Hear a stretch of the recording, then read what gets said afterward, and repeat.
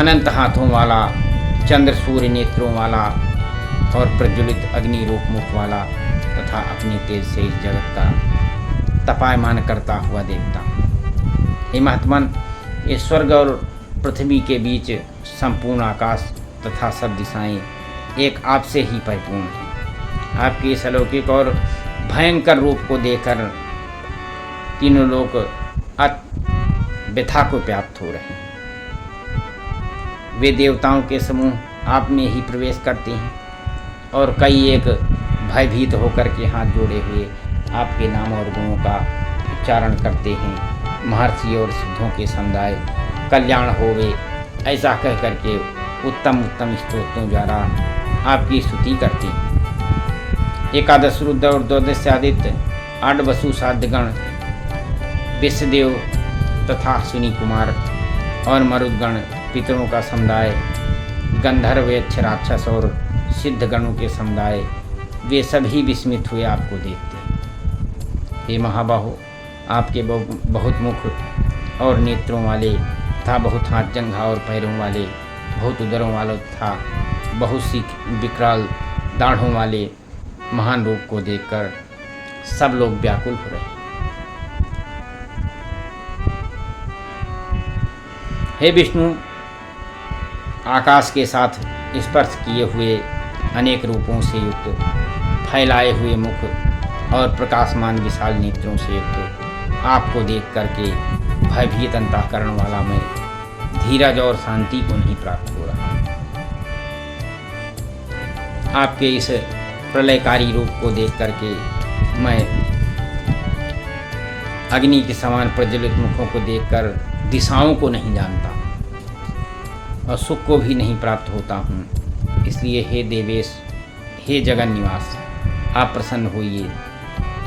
वे सभी धृतराष्ट्र के पुत्र राजाओं के समुदाय सहित आप में प्रवेश करते हैं और भीष्म पितामह, द्रोणाचार्य, वो कर्ण और हमारे पक्ष के प्रधान योद्धाओं के सहित सबके सब वेग युक्त आपके विशाल दाढ़ों वाले भयानक मुखों में प्रवेश करते हैं और कई एक चूर्ण हुए सिरों सहित आपके दांतों के बीच में लगे हुए दिखते हैं। जैसे नदियों में बहुत से जल के प्रवाह समुद्र की ओर दौड़ते हैं और समुद्र में प्रवेश करते हैं, उसी प्रकार से वो सूरवीर मनुष्यों के समुदाय भी आपके प्रज्वलित हुए मुखों में प्रवेश करते हैं। जैसे कीट पतंग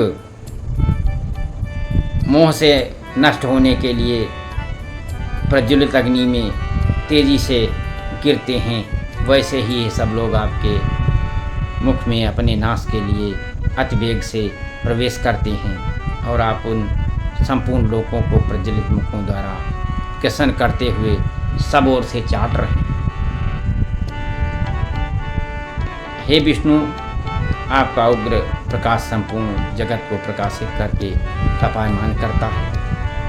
हे भगवान, कृपा करके मेरे पद कहिए कि उग्र रूप वाले आप कौन हैं। हे देवों में श्रेष्ठ, आपको नमस्कार है। आप प्रसन्न होइए। आज स्वरूप आपको मैं तत्व से जानना चाहता हूँ, क्योंकि आपकी प्रवृत्ति को मैं नहीं जानता। अर्जुन के पूछने पर भगवान कृष्ण ने कहा कि लोगों का नाश करने वाला बढ़ा हुआ मैं महाकाल हूँ। इस समय लोगों को नष्ट करने के लिए प्रवृत्त हुआ हूँ।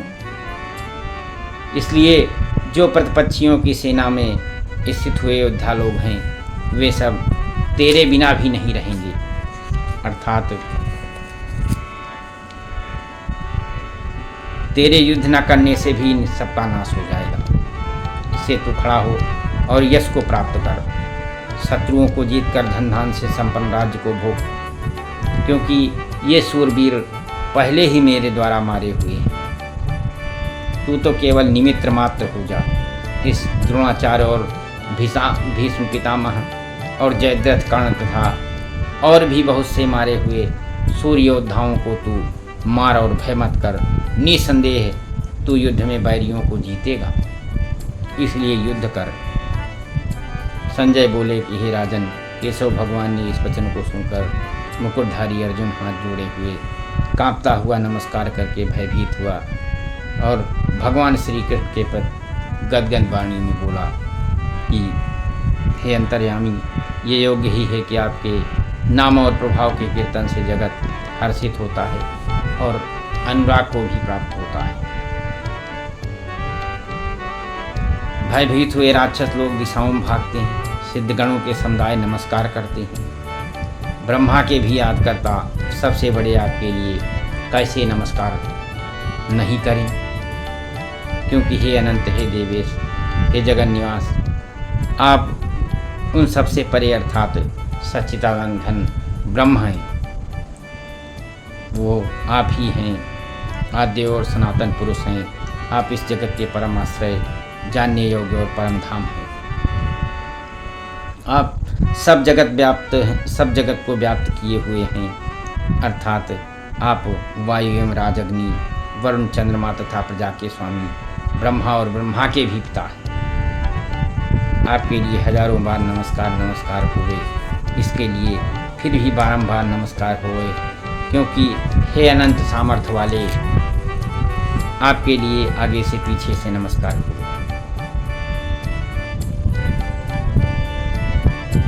आप इस संसार को व्याप्त किए हुए हैं, आप भी सर्वरूप हैं, परमेश्वर थका।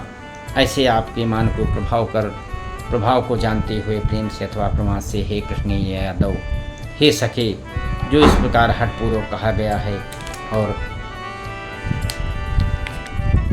आप हंसी के लिए विहार सैया में, आसन और भोजनादिकों में अकेले अथवा सखाओं के सामने भी अपमानित किए गए हैं। उस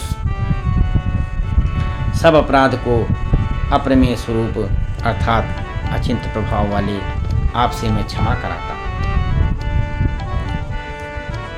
आप इस चराचर जगत के पिता और गुरु से भी बड़े गुरु, अपूजनीय और अक्षय प्रभाव वाले हैं। तीन लोकों में आपके समान दूसरा कोई नहीं है, फिर अधिक कैसे हो। मैं शरीर को अच्छी प्रकार चरणों में रख के और निवेदन करके आप ईश्वर को प्रसन्न करने के लिए प्रार्थना करता हूँ। पिता जैसे पुत्र के और सखा जैसे सखा के, पति जैसे प्रिय स्त्री के, वैसे ही आप भी मेरे अपराध को सहन करने के लिए योग्य हैं। हे विष्णुमूर्ति, पहले न देखे हुए आश्चर्य में आपके इस रूप को देखकर मैं हर्षित हो रहा हूँ और मेरा मन भय से अति व्याकुल भी हो रहा है।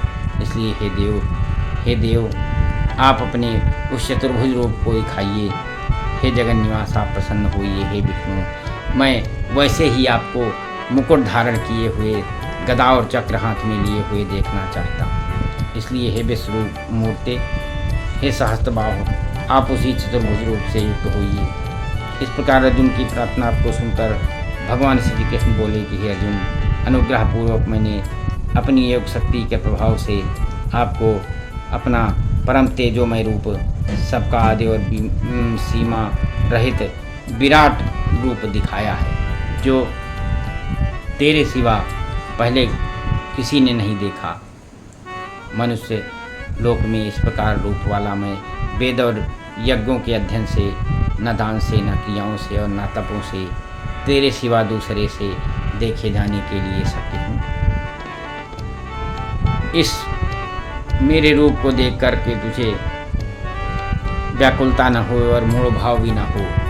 भयभीत प्रीत युक्त मन वाला उसी ही मेरे इस शंख चक्र गदा पद्म सहित चतुर्भुज रूप को फिर देख। उसके उपरांत संजय बोले कि हे राजन, वासुदेव भगवान ने अर्जुन के प्रति इस प्रकार कहकर फिर वैसे ही अपने चतुर्भुज रूप को दिखाया। और फिर महात्मा कृष्ण ने सम्मूर्त होकर भयभीत हुए अर्जुन को धीरज दिया। अर्जुन बोले कि हे जनार्दन, आपके इस शांत रूप को देखकर अब मैं शांत हुआ, अपने स्वभाव को प्राप्त हो गया। इस प्रकार अर्जुन के वचन सुनकर भगवान श्री कृष्ण बोले कि मेरा यह चतुर्भुज रूप देखने को अदुर्लभ है, जिसको तुमने देखा है।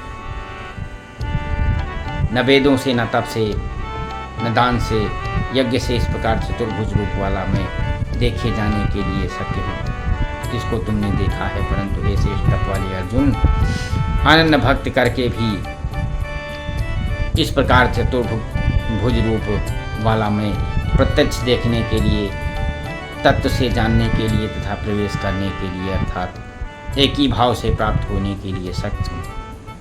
जो पुरुष केवल मेरे ही लिए सब कुछ समझता हुआ यज्ञ, दान और तपाद संपूर्ण कर्तव्य कर्मों को करने वाला है और मेरे प्राण है, अर्थात परम आश्रय और परम गति को मानकर मेरी प्राप्ति के लिए तत्पर है, वो भक्त अर्थात मेरा नाम, गुण, प्रभाव और रहस्य के श्रवण, कीर्तन, मनन, ध्यान और पठन पाठन का प्रेम सहित निष्काम भाव से निरंतर अभ्यास करने वाला है और आसक्ति रहित है, अर्थात स्त्री, पुत्र आदि संपूर्ण सांसारिक पदार्थों में स्नेह रहित है और संपूर्ण भूत प्राणियों में वैर भाव से रहित है।